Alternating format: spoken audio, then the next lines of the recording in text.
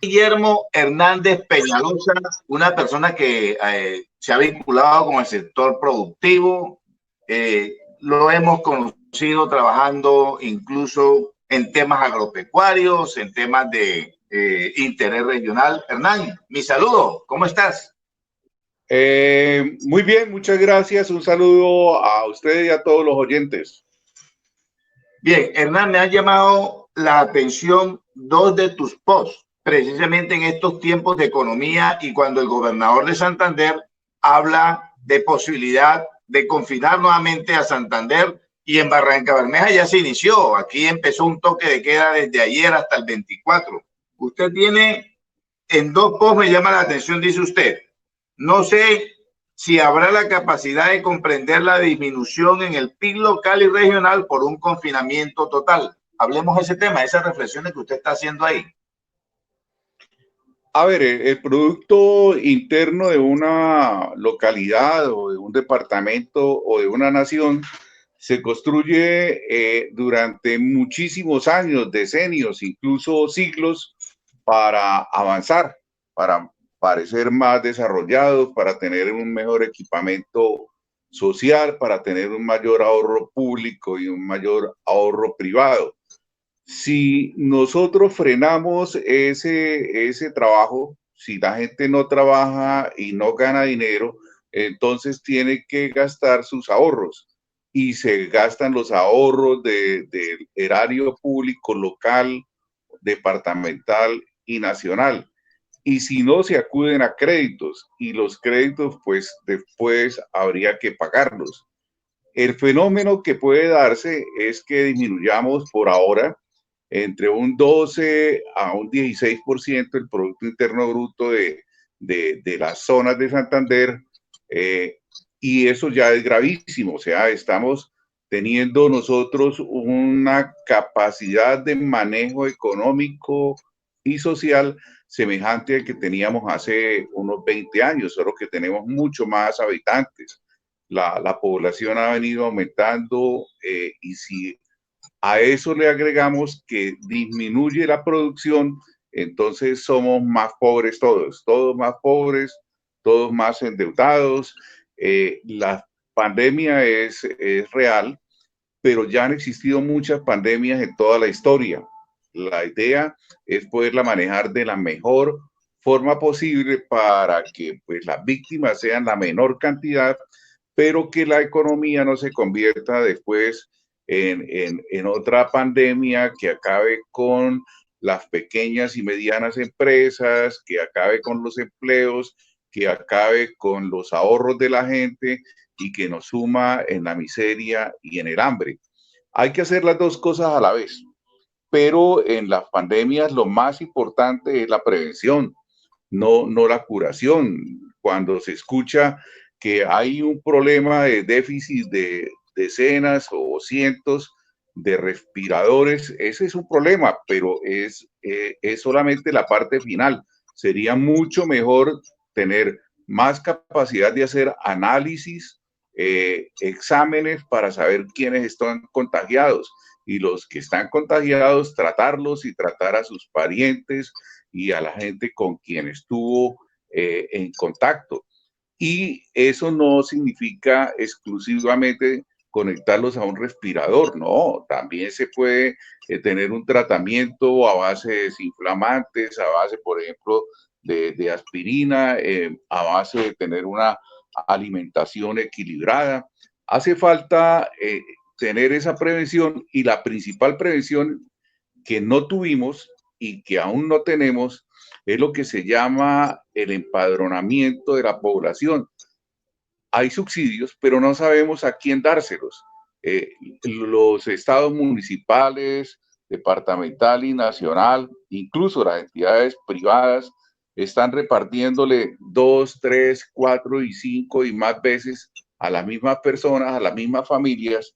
Mientras tanto, hay miles, hay millones de personas que nunca reciban nada porque no son visibles. Es necesario que tengan una visibilidad y poder tener un subsidio suficiente para que quienes deban confinarse reciban ese subsidio, porque no se le puede condenar a la gente a encerrarse en su casa a morirse de hambre.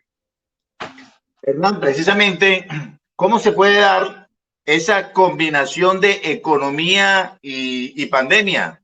Vea, repito, en Barrancabermeja empezó un aislamiento ayer y el gobernador está preocupado porque Santander, y Barrancabermeja está liderando los casos en Santander, está disparado. ¿Cómo hallar esa relación que no se interponga y que no se dé esos casos? Porque aquí hicieron confinamiento, o mejor, toque de queda 12 días, el alcalde le coloca 12 días por la vida, pero mucha gente está reclamando apoyo social que ese no ha llegado. Pues ante todo hay que tener el censo, el empadronamiento. Hay que procurar que la economía no se paralice del todo.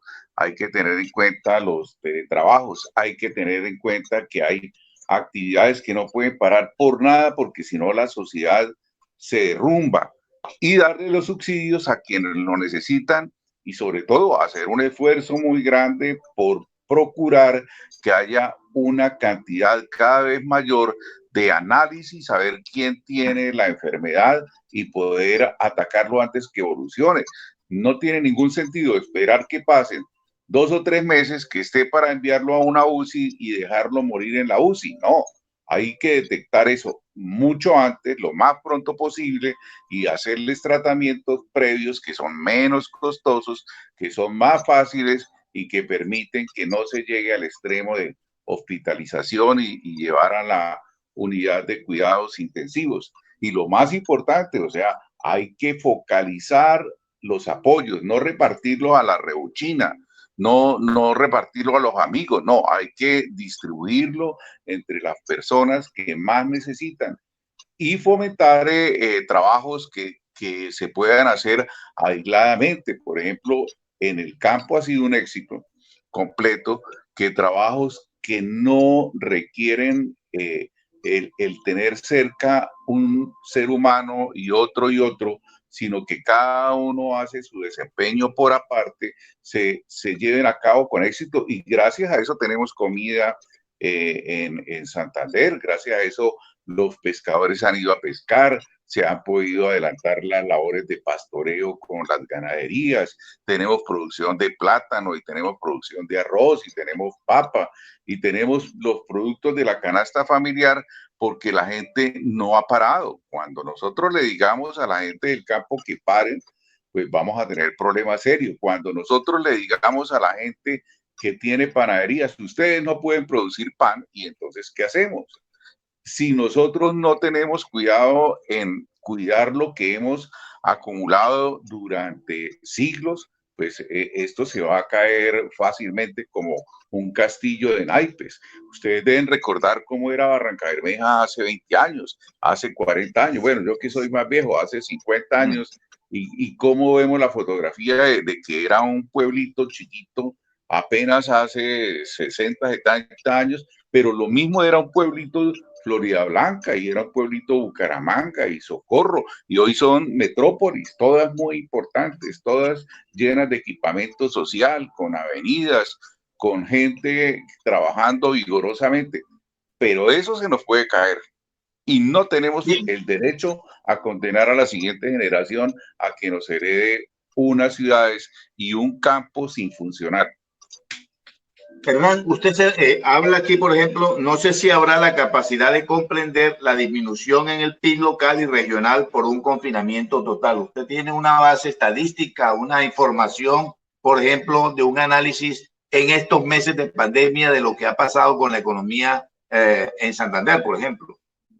Sí, claro, se ha venido llevando esa documentación y no solamente se ha adelantado desde un solo centro de investigación, sino varios. Por ejemplo, el Banco de la República entrega informes y nos dice cuánto ha sido el Producto Interno Bruto. El TANE también lo hacen, algunas universidades también lo hacen, pero ha venido disminuyendo, desde luego. Si usted paraliza fábricas, si paraliza almacenes, si paraliza negocios, si paraliza trabajo, pues eso disminuye la producción, porque el Producto Interno no es otra cosa que la sumatoria de el valor que se imprime a los bienes y servicios que se producen en una sola zona.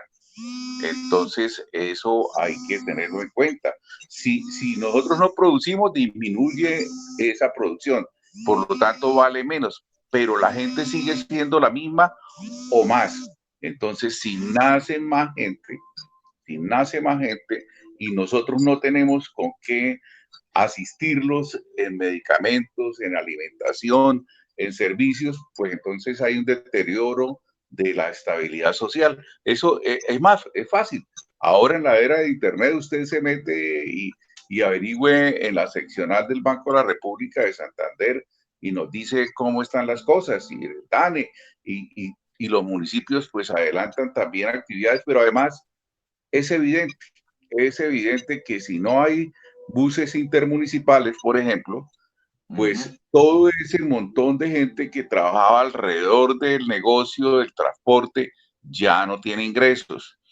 Y el servicio de quienes se transitaban de una ciudad a otra, incluso entre Bucaramanga y Barranca Bermeja, yo mismo lo hice cientos de veces, de ir de una parte a otra en el mismo día.